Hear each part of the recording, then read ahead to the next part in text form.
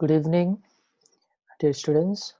Uh, Now I'm going to discuss about one very important topic from neonatology, that is approach to a neonate with respiratory distress and failure. Or you can simply say what you are going to do with neonate with respiratory distress and failure. So this topic is a type of practical topic for you, but this is very important when you go to a neonatology clinic or ward. Now, let's start with the definition of respiratory distress and failure in a neonate. It is characterized by the respiratory rate of more than or equal to 60 with signs of respiratory distress like intercostal or subcostal indrawing or recession, external retraction, nodding of the head, grunting, and all those things. So there are two aspects here. One is the rate. Rate should be more than 60. Along with that, if the baby is breathing with a lot of effort or with difficulty, and those are the signs of respiratory distress, then we say this baby is having respiratory distress. Along with these signs or symptom, if a baby is developing cyanosis, okay, then we call it respiratory failure. So cyanosis is already a sign of respiratory failure. Now, what happens in the beginning in this type of conditions and what happens ultimately or at the end? This is called sequence of the event. So respiratory distress is a manifestation of any disease of the lung or respiratory tract, and not always the respiratory tract. Sometimes even the cardiac conditions can lead to respiratory distress or respiratory failure. Okay, so in the beginning there is respiratory distress, which leads to respiratory failure if this is not managed in time, which leads to cardiopulmonary failure, and ultimately there is death by causing cardiopulmonary arrest.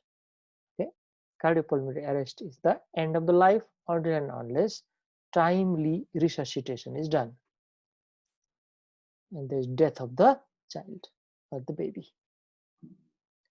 Now, what are the causes of respiratory distress or respiratory failure? So there are so many different headings. The most important of them are respiratory causes. Among them, different types of aspiration. Prenatal or natal aspiration. Natal means at the time of birth. Okay, like maturity or post-mature baby. Small for date, SFD, small for date or small for gestation age, a feature of IUGR baby.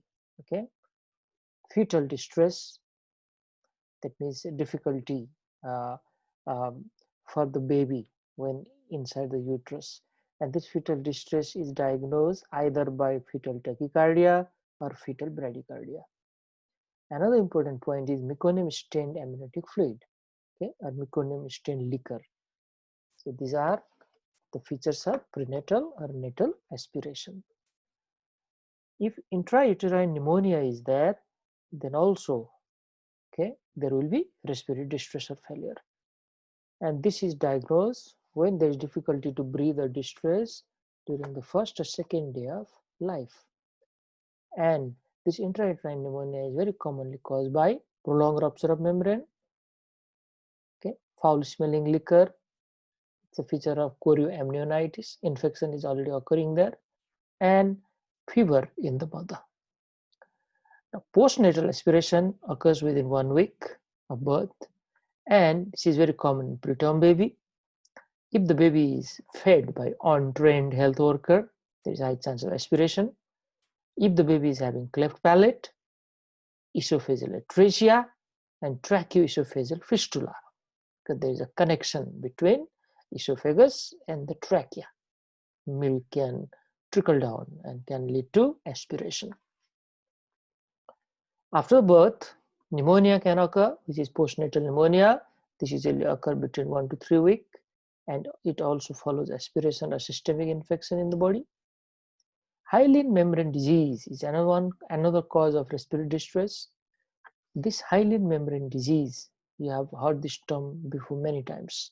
Okay, this is also known as respiratory distress syndrome of prematurity. This is very common in premature or immature baby, but not always. Okay, not always. There are other causes of hyaline membrane disease as well. But if you answer, this is also known as respiratory distress syndrome of prematurity, you will get very good marks, because that is the most common one. It usually occurs after 1 to 6 hours of birth in a premature baby, but sometimes even after birth asphyxia and after maternal diabetes. I mean, infant who are born to maternal diabetes, they are also having hyaline membrane disease. Massive pulmonary hemorrhage or bleeding inside the lung is another important cause of respiratory distress. It usually occurs in first week of life, and these are more common in small for date or small for gestational age baby, DIC, which is a manifestation of any infection, and even the infant of diabetic mother. Some other important causes of respiratory distress from respiratory side are pneumothorax. Okay, what is pneumothorax? Analyze the term. Your answer is right there. Pneumo is air. Thorax is pleural cavity. So presence of free air in the pleural cavity is called pneumothorax. So usually it leads to respiratory distress in first 1 to 2 days of life. Okay, and this is usually common in those baby who are aggressively resuscitated after they develop respiratory distress by any other way. That means with a lot of pressure, we are applying positive pressure ventilation. Meconium aspiration is another cause of pneumothorax. Hyaline membrane disease is another cause. Underdeveloped lung or hypoplastic lung, and even staphylococcal pneumonia has some other causes of pneumothorax. Pneumothorax is easy to diagnose. Okay, we have already learned in medicine. In pneumothorax, there is no expansion of the lung on the affected side. And another one, there's no presence of breath sound. And third one, if you percuss, there will be hyperresonance. And confirmation is done by X-ray. Another important cause of respiratory distress in neonate is TTN, is called transient tachypnea of the newborn. Okay, this transient phenomena, it occurs after the birth, and it is very common in tom baby who are born after lower segment cesarean section. Lower segment cesarean section. Let me explain the mechanism here. If a baby is born through the normal birth canal, that is through vagina, the chest of the baby is squeezed by the birth canal. So whatever fluid is collected inside the lung, okay, they will be drained. But if the baby is taken by lower segment cesarean section, this mechanism will not occur. As a result of this, some fluid may still be there inside the lung of the baby, which results in transient tachypnea of the newborn. You don't need to worry for this. It will get settled in 1 to 2 days by itself. Bronchopulmonary dysplasia. Okay, this is one other important cause of respiratory distress.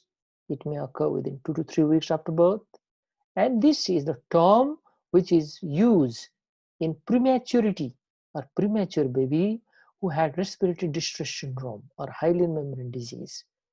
After that, we'll keep this baby under intermittent positive pressure ventilation, IPPV, intermittent positive pressure ventilation. Okay, it's a type of mechanical ventilator, but we probably could not take them out of the ventilator quite early, so their whole respiratory tract is deformed or dysplastic because of this prolonged intubation, and they become oxygen dependent. This condition is called bronchopulmonary dysplasia. If this baby survive longer, later on they may get recurrent airway infection or even bronchial asthma. Different researches have proved that. Pleural effusion, okay, collection of free fluid in the pleural cavity, is another cause of respiratory distress. It may be developed at birth or later on because of so many causes. And hydrops fetalis is one of the common cause of pleural effusion. Hydrops fetalis means fluid is collected everywhere in that baby. Okay, hydrops fetalis. So many causes are there. One of the important causes, alpha thalassemia. Now, another important heading which causes respiratory distress and failure are congenital malformation, especially of the airway or in the lung. Like congenital malformation of upper respiratory passage, which are guanal atresia, Pierre-Robin syndrome, and laryngeal stenosis. Guana, atresia of the guana. Now, every student knows atresia. Atresia means, okay, the two ends of the tube are not connected. Now, what is guana? Guana is the posterior part of the nasal cavity, and this part is not connected with nasopharynx if there is atresia. Now, if the nasal cavity is not connected with nasopharynx, how air will go inside, isn't it? This is guanal atresia. If it is bilateral, okay, this baby will have a lot of difficulty, especially during feeding, because at the time of feeding, mouth is also closed. Okay, the nasal passages are already closed because of congenital malformation called guanal atresia. So the baby may become cyanose at the time of feeding. Pierre-Robin syndrome is the constellation of three things together. Okay, can anyone tell me what are the three things? Okay, we discussed this before. It's not a new thing for you. Okay, try to recollect the memory. Fine. One is cleft palate. Cleft palate. Second one, falling of the tongue backward. This is called glossoptosis. Falling of the tongue backward is called glossoptosis. And the third one is very small mandible, which is called micrognathia. Very small mandible or micrognathia. Okay, because of very small mandible, the oral cavity is also small. Laryngeal stenosis is very easy to understand. Now, another common congenital malformation which can occur is esophageal atresia with tracheoesophageal fistula. And this type of baby, they manifest during the first day of life. They usually manifest, few hours after birth. And we suspect them by those points which are highlighted there, like polyhydramnios, single umbilical artery, preterm, or small for date baby. Okay, and the confirmation of this is done by passage of red rubber catheter. If the esophagus is atresia or if it is not formed properly, the red rubber catheter will not go towards the stomach. It will coil up there and then it will return back. This is how we confirm the diagnosis. Another important congenital malformation is diaphragmatic hernia. We also call that as a congenital diaphragmatic hernia. Let me say something about it. Okay, this congenital diaphragmatic hernia is more common on the left side. Okay, on the left side of the diaphragm, usually there is stomach.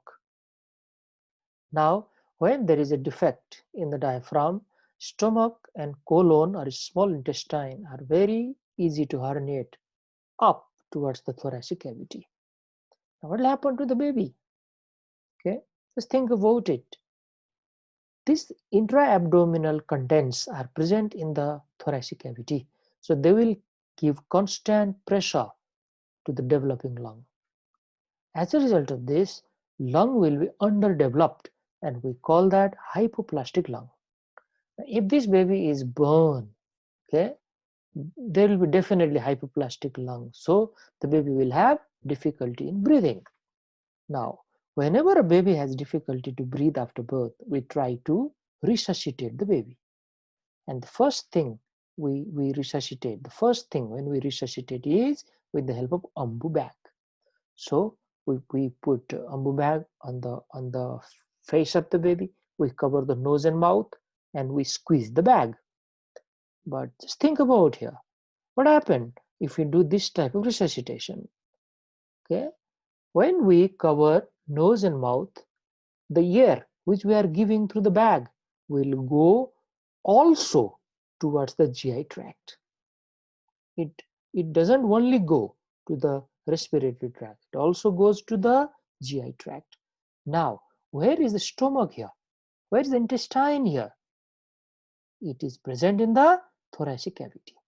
Now, when there is distension of the stomach or intestine, they will give further pressure to this hypoplastic lung, leading to even deterioration of a respiratory problem. So you quickly identify that during resuscitation, okay, and do the proper way or proper technique of resuscitation by putting a tube into the trachea, connect that tube to the ambu bag, and then do the bagging. This is the way of managing diaphragmatic hernia. After that, you need to refer this to the pediatric surgeon. Another cause or another congenital malformation that can lead to fetal distress is a agenesis of the lung. Means lung is not developed. Okay, lung is not developed. Usually, this type of congenital malformation is caused by oligohydramnios, means very little amount of amniotic fluid, and this is again caused by bilateral renal agenesis, absence of the kidney in the baby. It is also caused by diaphragmatic hernia, a severe type. Now, after respiratory causes, some cardiovascular causes can also lead to respiratory distress and respiratory failure. Among them, congestive cardiac failure tops the list. Okay, there's so many causes of congestive cardiac failure. Arrhythmia. Arrhythmia means irregularity of the heartbeat. Transposition of the blood vessel, a type of congenital cyanotic heart disease, and hypoplastic left heart syndrome, which may cause cardiac failure in first day of life. These are some of the causes from the heart side. Now, even central nervous system and metabolic causes can lead to respiratory distress. So let's see few of them. CNS trauma, intracranial hemorrhage, both of these can occur in the vacuum delivery or forceps delivery. Meningitis, okay, diaphragmatic paralysis, which can occur because of breech delivery.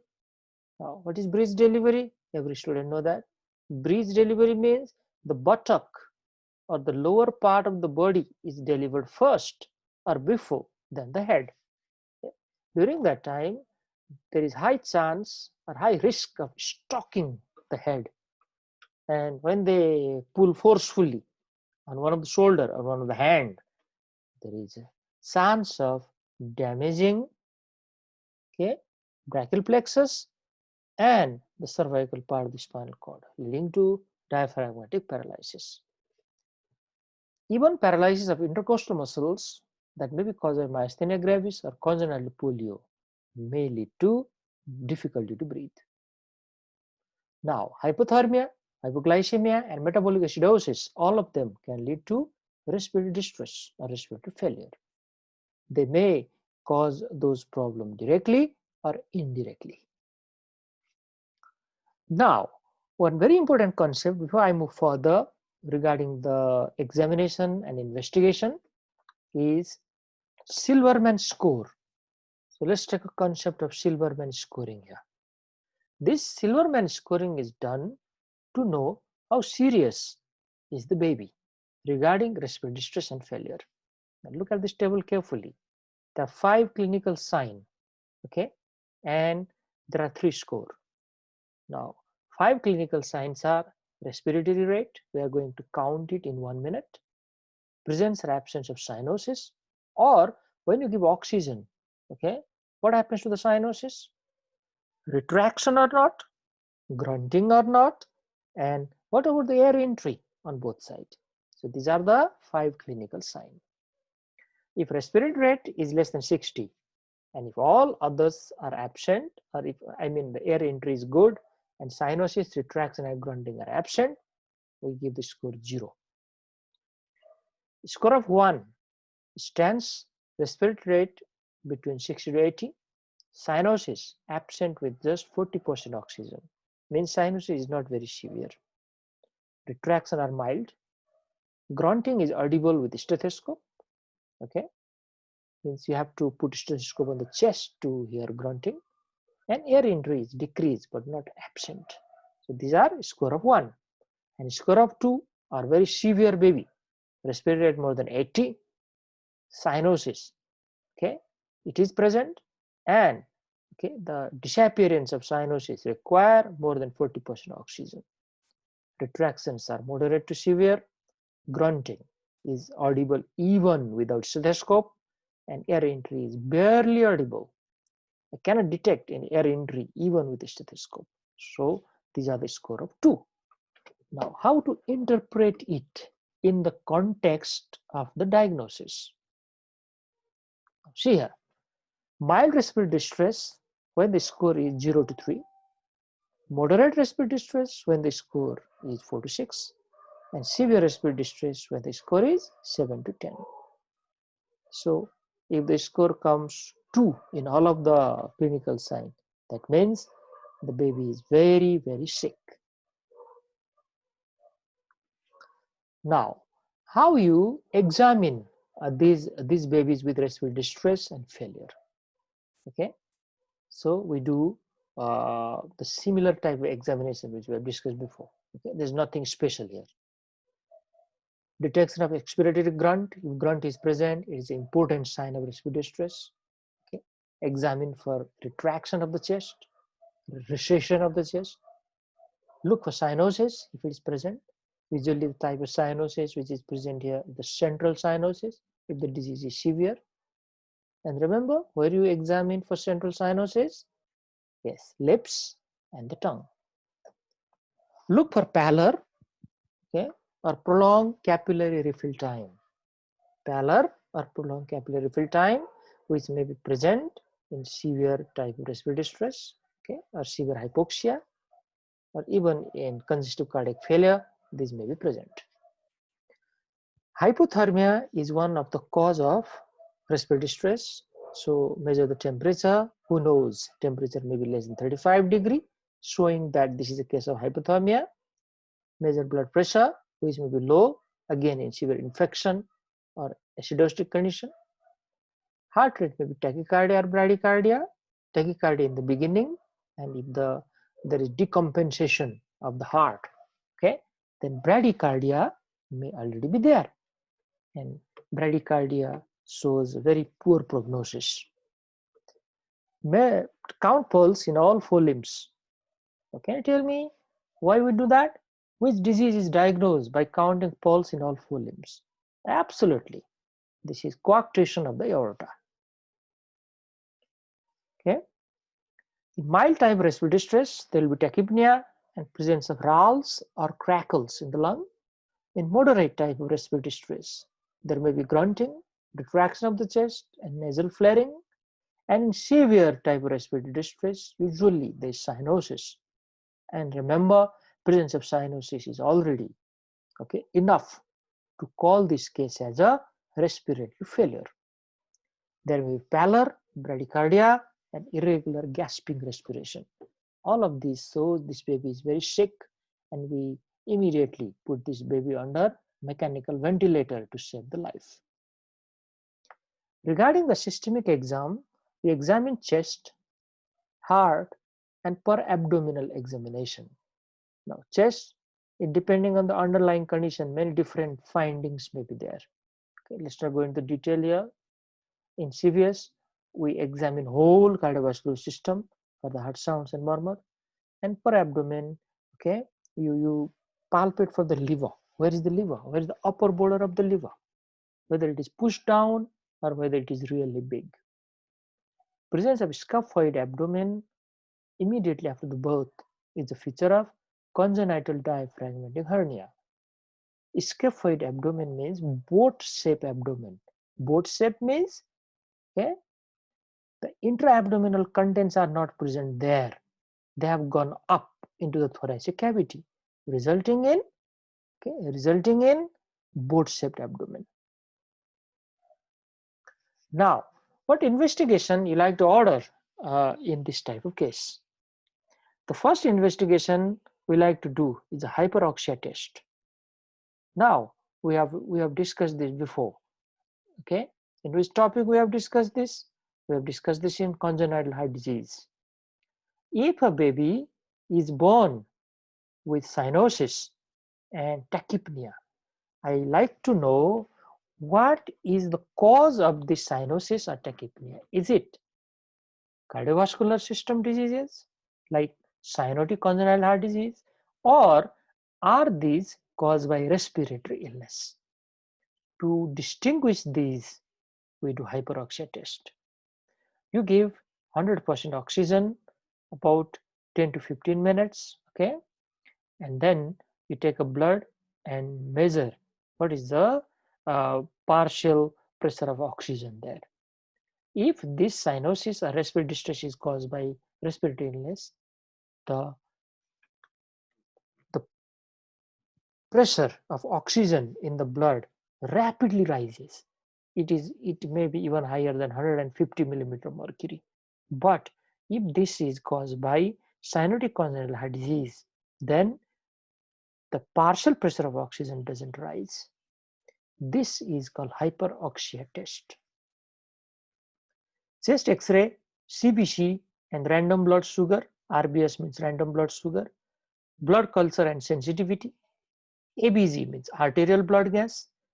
Measurement of serum electrolytes, mainly sodium and potassium. And ECG as well as echocardiography are important investigation in this type of case. Now, what is the use of X-ray? What are the findings in X-ray that will help us regarding the diagnosis? Presence of air bronchogram in the X-ray. So this is a case of pneumonia or respiratory distress syndrome. Now, look at this X-ray here. This is X-ray of respiratory distress syndrome. Now, these lungs are white out lungs. Okay, I cannot see any black area here. And look at these. These are called air bronchogram. I can see tree-like pattern or branch-like pattern. Look at this. Okay, on this side also. So, but this is very, very clear. So these are called air bronchogram. Now, diffuse parenchymal infiltrate are seen in transient tachypnea of the newborn, Meconium aspiration syndrome, MAS, and even pneumonia. Consolidation of one of the lobe is an important feature of pneumonia. Okay. Patchy infiltration in the lung, which are alternated with emphysema.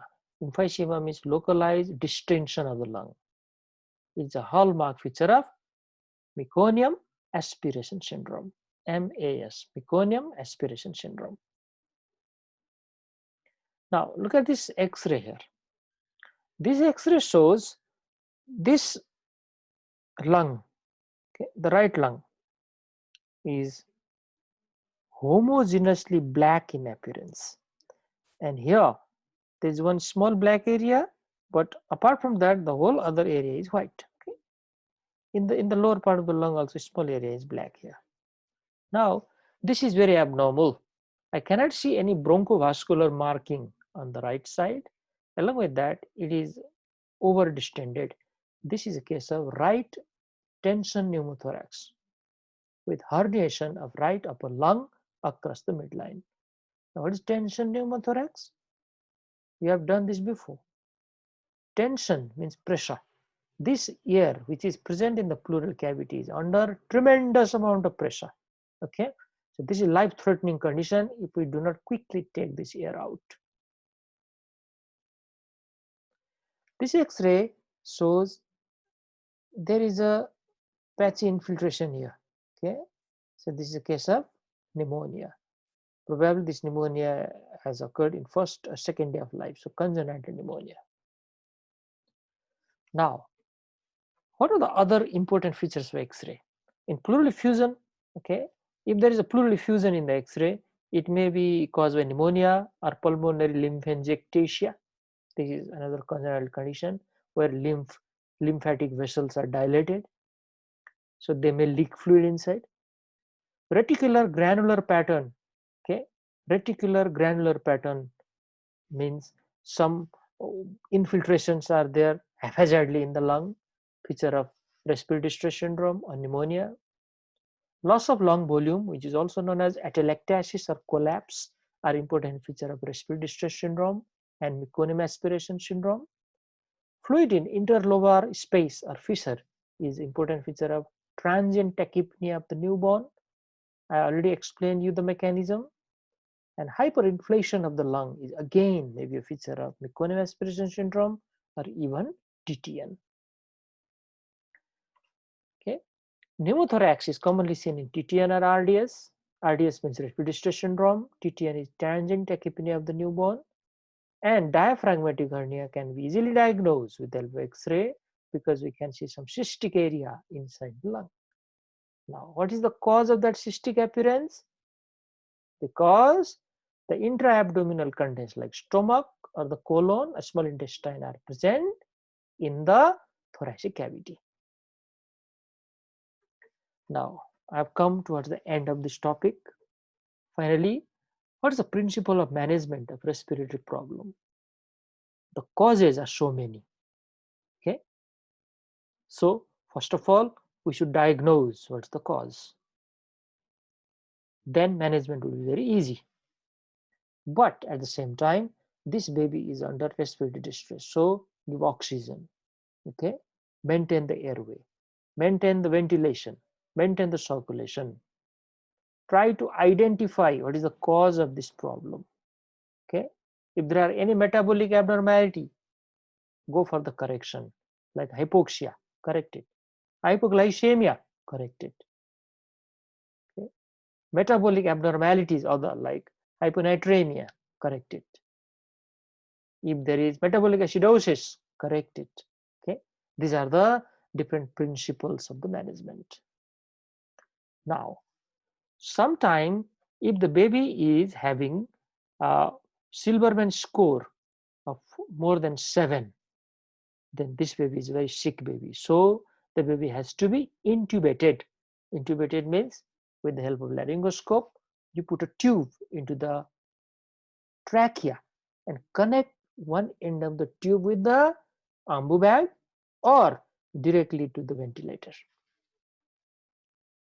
Now, these are the certain indication. Bag and mask ventilation is becoming ineffective. We have tried that before, but it is no more effective now. If tracheal suctioning is required for the aspiration of thick meconium, isn't it? Because you have already put a tube there. So just connect the suction with the tube and suck the thick meconium out. But remember, the pressure adjustment is very important one. Otherwise, the trachea may be damaged here. If there is prolonged positive pressure ventilation which is required in the baby, a perfect example I can give is prematurity with respiratory distress syndrome. Excessive work of breathing which may lead to fatigue and respiratory insufficiency. A very easy explanation is if the baby is breathing with a very high rate, like consistently more than 80 or 90 or even 100 per minute, this baby will become tired easily. And if there is a need for mechanical ventilator support, if this is available in the ward or in the NICU, okay, if somebody is already tired of giving ambu bagging, these are also the important indication of endotracheal intubation. Now, at the end, please solve those questions which I have prepared for you. And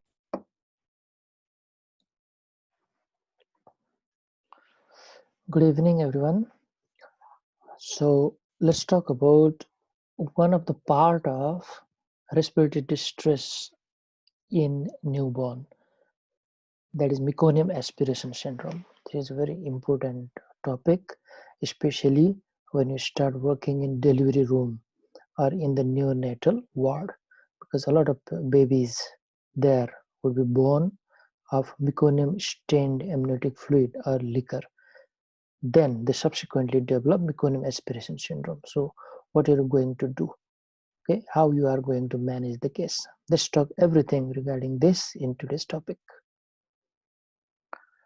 Now, before I start the topic itself, let's know what is meconium. Meconium is the first intestinal discharge from the baby. After the baby is born, or sometimes even before the baby is born, inside the uterus itself, okay, there is discharge of meconium. So meconium is the first intestinal discharge, which is viscous, okay, a bit thicker, dark green, and is mainly composed of intestinal epithelial cell, lanugo, and intestinal secretion such as bile. It is mainly green in color, but sometimes when it is past few days ago, then it may change itself into the golden yellow in color. Now there may be a new term for you, and that is lanugo, but I'm sure it is not a new term, isn't it? What is lanugo? Lanugo means these are very small or very soft type of hair which are present on the surface of the baby's body. So these are the different components or contents of the meconium. Now, please don't answer meconium is the first stool which is passed by the baby. That is a wrong type of definition, because stool, okay, is having a lot of bacteria. Meconium is sterile. That is a big difference between stool and meconium. Meconium is sterile, stool is not sterile anymore. It already has many different bacteria. If this meconium is present in the tracheobronchial tree or inside the lung, and if this meconium aspiration has caused respiratory distress, then we call it meconium aspiration syndrome. Now, another important part of the discussion is, what are those factors which promote the passage of meconium inside the uterus? Okay? In which situation the fetus can pass the meconium? These are the hypoxic condition in the baby, and those hypoxic conditions are produced by placental insufficiency or decreased blood flow from the placenta to the baby, preeclampsia or eclampsia, oligohydramnios, and sometimes the drug abuse from the mother side, like tobacco consumption or cocaine consumption. Okay, these are the different types of factors. Now, what is the incidence of meconium aspiration syndrome? How common is it in the hospital? Meconium staining of the amniotic fluid occurs in almost 10 to 15% of the pregnancy, and out of them, meconium aspiration syndrome occurs in 5% of such infant. So, what's the lesson you have learned? All the meconium staining liquor or amniotic fluid is not going to cause meconium aspiration syndrome. Okay, now why is that? Okay, why that condition doesn't cause meconium aspiration syndrome? Okay, the answer can be given in a different way. Number one, during the time of birth, if we do not allow the meconium which is present in the mouth to be aspirated by the baby, then there is no chance of meconium aspiration syndrome to occur. Okay. Second one, it also depends how thin is the meconium. If it is very thin, then probably the chances of meconium aspiration syndrome doesn't occur. Now, what is the pathophysiology of this condition? Now, I've already told you meconium may be passed inside the uterus secondary to hypoxic stress to the fetus. And this hypoxic stress can be provided by different mechanism, like if there is decreased blood flow towards the baby from the placenta, which is called placental insufficiency, and that can be caused by preeclampsia or eclampsia. Okay, if the mother is taking some drugs, okay, Those are some of the factors. There is one more mechanism which is responsible for passage of meconium even without the hypoxic stress to the baby. Okay, and that is explained by when the baby or fetus is approaching the term, okay, that is around 40 weeks, or even after that, the post-term baby or post-dated baby, the GI tract gets matured and vagal stimulation occur from the head or cord compression. This cord is umbilical cord. Okay? This head or cord compression may cause increased peristaltic movement inside the GI tract as well as relaxation of the rectal sphincter. Now, meconium is already present inside the intestine. So when there is increased peristalsis as well as relaxation of the sphincter, that meconium may come out into the amniotic fluid. Okay, and when the baby is delivered, we'll see the same meconium there in the amniotic fluid as meconium stained liquor. And remember, at the time of birth, okay, when the obstetrician do artificial rupture of the membrane, if they see meconium stained liquor, they consider this as an urgent case, and they will deliver this baby mostly by cesarean section. Even when the lady comes to the hospital and if she says, okay, the same history, then delivery has to be urgent. You cannot wait for the normal delivery to occur. Why? Because we consider until proven otherwise, this passage of meconium is because of hypoxic stress. Now, aspiration of this meconium induces three major pulmonary effects, and those are obstruction of the small airway, dysfunction of the surfactant, and chemical pneumonitis. Okay, so let's discuss one after other. The first of them is a obstruction of very small airway. Okay, and obstruction of the small airway can result in collapse or atelectasis of the affected areas. Okay, at the same time, the partial obstruction of the small airway can lead to trapping of the air in the affected area and hyperdistension of the alveoli. Now, this hyperdistended alveoli may rupture, which may lead to pneumothorax or even pneumomediastinum. So these are a different pathology which is seen as airway obstruction. Atelectasis or collapse, okay, air trapping, which can result in hyperdistensibility of the alveoli, and that can even complicate into pneumothorax and pneumomediastinum. Now, surfactant may not work properly as a result of presence of meconium. And what is the use of surfactant? What is the function of surfactant? Every student knows. Surfactant decreases the surface tension inside the alveoli. Okay, if this surfactant is not working properly or is decreased in amount, then alveoli cannot be opened. Okay, which can again result in atelectasis. The third one is a chemical pneumonitis. Now, this is a chemical substance, meconium, isn't it? So in the beginning, it can result in irritation. That irritability is resulting in chemical pneumonia or pneumonitis. Later on, that chemical pneumonitis may be superadded, okay, by bacterial pneumonia. These are quite important points.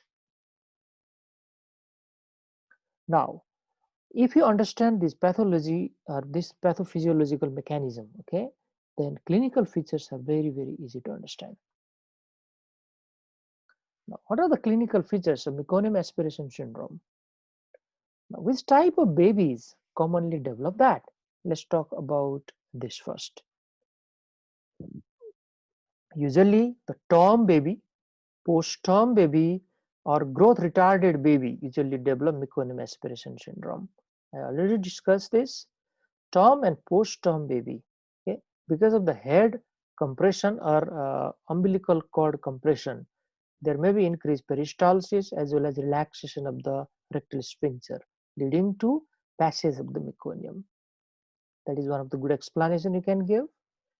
In IUGR or SGA baby, or even the post-term baby, there is high chance of hypoxic, okay, insult inside the uterus, and hypoxia is definitely one of the cause of passage of meconium. Now, at the time of birth, if the baby has already passed meconium, then you can see meconium staining of the skin, umbilical cord, as well as nails. If that meconium is yellow, that means it has been passed maybe 2 to 3 days ago, or even longer than that. Okay. Recently passed meconium is green in color. Another important point is how thick it is. Thick meconium has more chance of developing meconium aspiration syndrome than the thin one. So we are quite concerned if it is very thick. The baby usually develops respiratory distress at birth.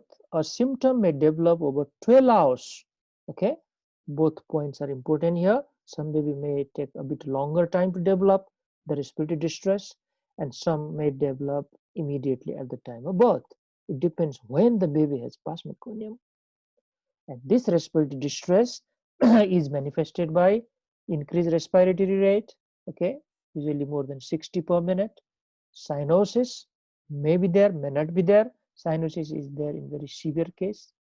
In drawing of the chest and hyperinflated chest. Now, what do you mean by that?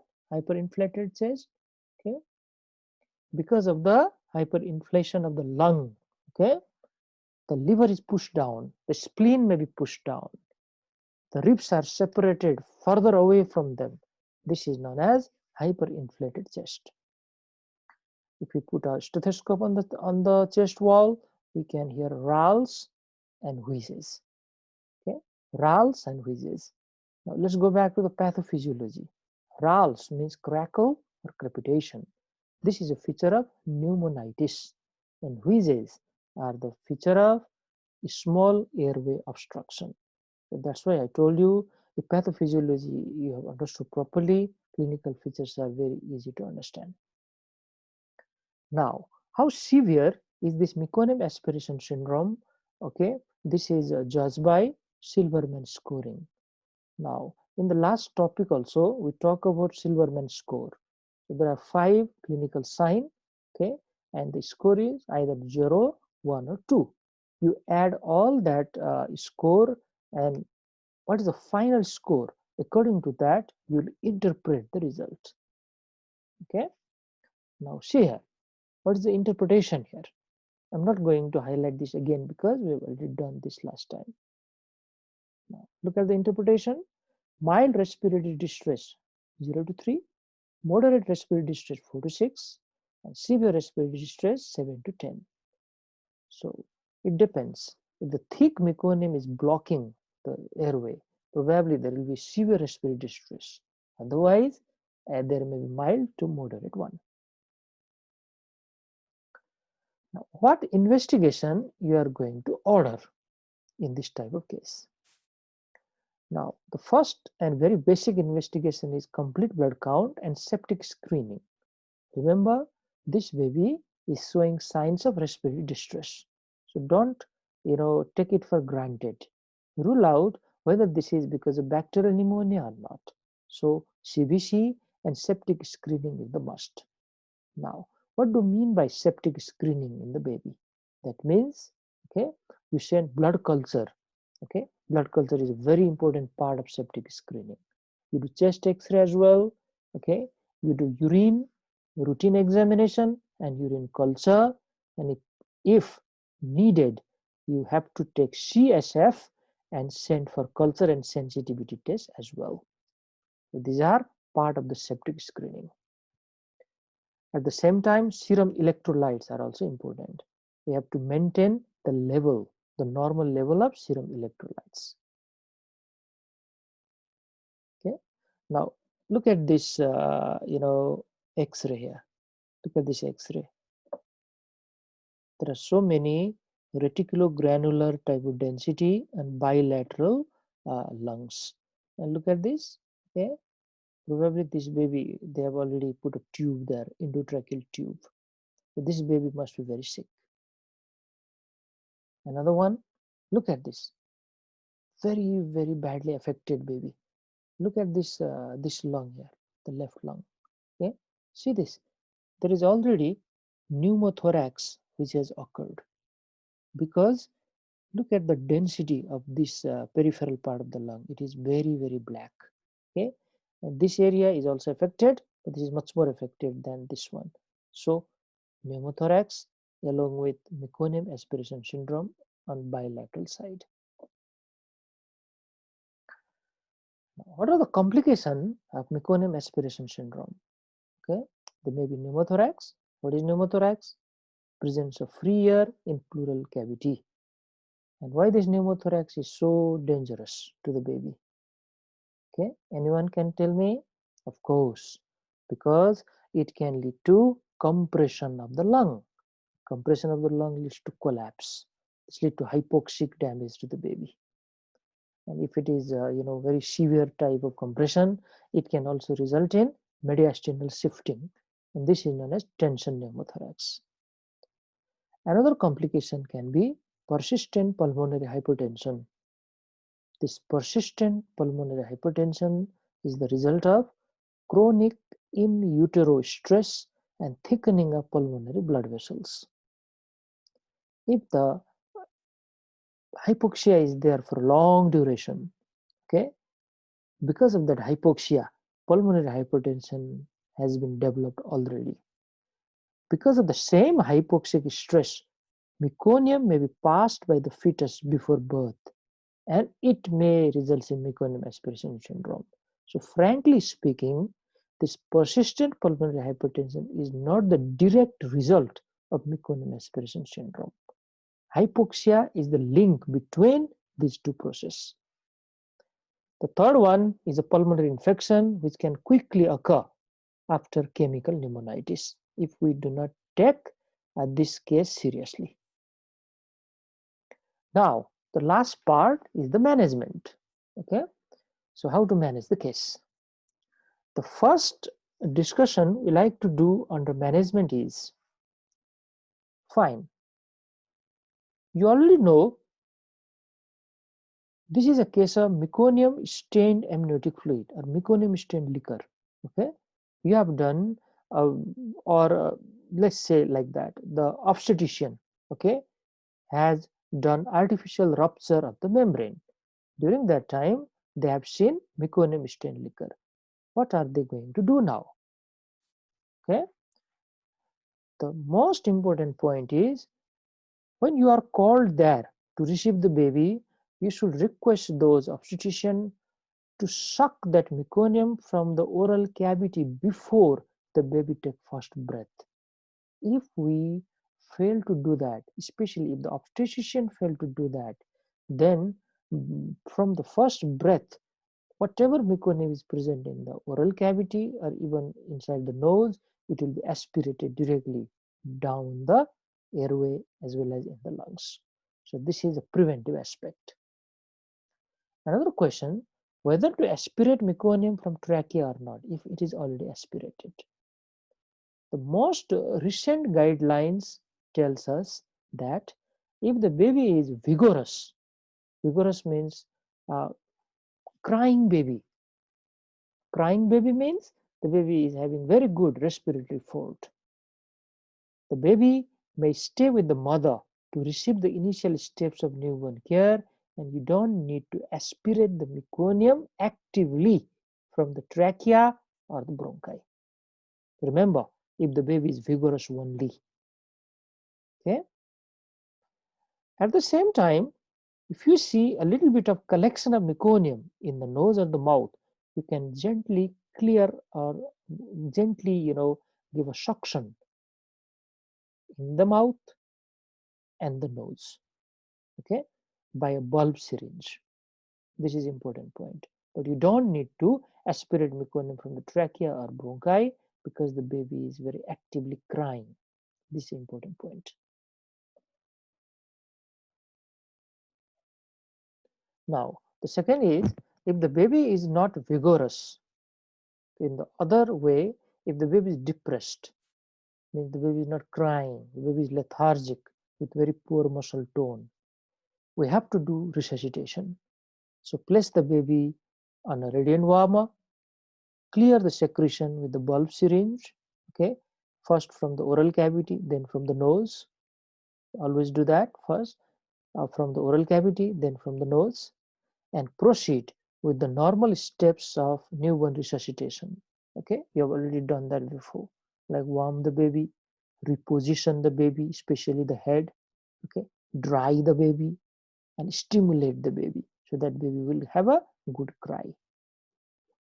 Okay, even after doing these things, if the baby is still not breathing, or if the heart rate is consistently below 100 beats per minute, then you have to do positive pressure ventilation. What do you mean by positive pressure ventilation? Now you give artificial breath, and that is done by ambu bagging. Okay, ambu bagging can be done with the help of face mask, okay, or it can be done with the help of endotracheal tube.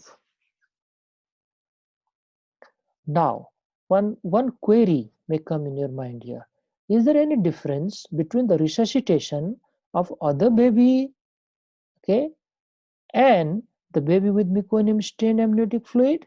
The answer is no. It should follow the same pattern or principle.